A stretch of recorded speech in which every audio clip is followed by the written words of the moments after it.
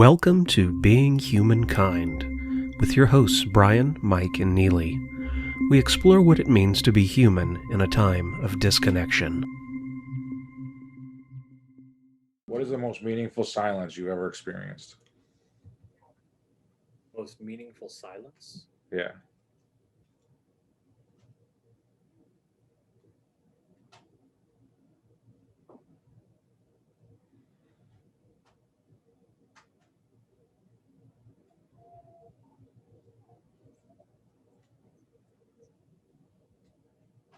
I think I think it was it's probably 19. Uh, it was a silence in that I stopped what I was doing for 30 seconds and said something in my head, and then I told myself I would never forget that.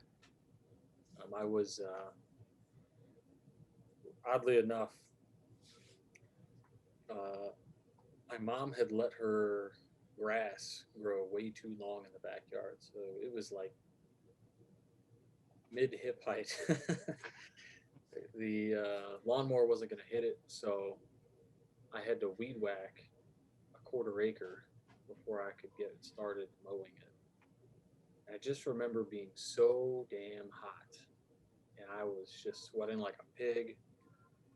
And I stopped weed whacking for just a minute, and I thought to myself, "Let me get a breeze." And all of a sudden, this breeze blew through, and I just thought to myself, like everything was super quiet, and I thought, "I'm gonna remember this breeze forever." And I have. So I guess that's it. But it's meaningful because it was like a gratitude nature moment. I don't know. That's just what pops in my head. Yeah. Do you remember what you were grateful for? Yeah, just like the that it that I was like aware enough to pay attention to the world for a minute, like undistracted.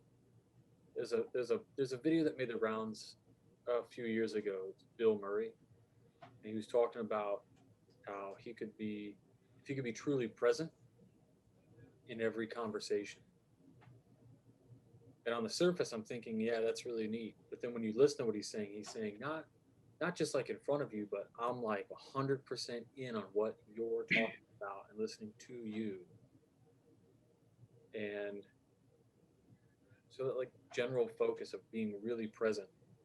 Um, and then a few years ago, I was at a dinner. I had a friend of mine, and I asked him um, a question about mindfulness, or maybe it was meditative in general. But he talked about sitting on the ground and like being aware that your hands are in the grass and like thinking about how that feels.